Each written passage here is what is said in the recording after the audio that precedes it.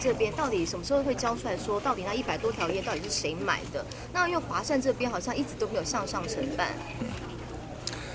交通部的态度对于私烟案那一向就是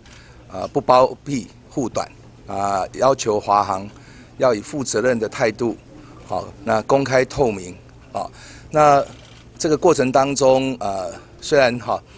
社会的一些质疑华航的回应不能令人满意但是也逐步的这个进行调查之后，公布了一些资讯包括历年来的这一些烟品的数量，那也进行行政调查调职，还有厘清一些责任之后有惩处。那么因为现在是司法调查，那我们也要求华航要全力的配合。那至于说这个细节的部分涉及到这一些烟品的数量跟流向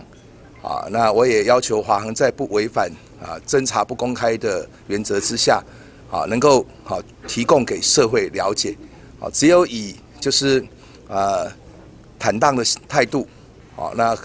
公布资讯那有关于最后大概有这个差不多近100条左右的这个香烟的这个走向事实上是有一些资讯也提供给这个检方在调查中那这个部分我也是期待那么跟这个检调方面如果能够确认可以公开的还是尽可能的公开。那如果检方他们认为不宜公开，那我们也当然不能够要求华航来违反侦查秘密的原则。因为华航谢董事长有表达他对这个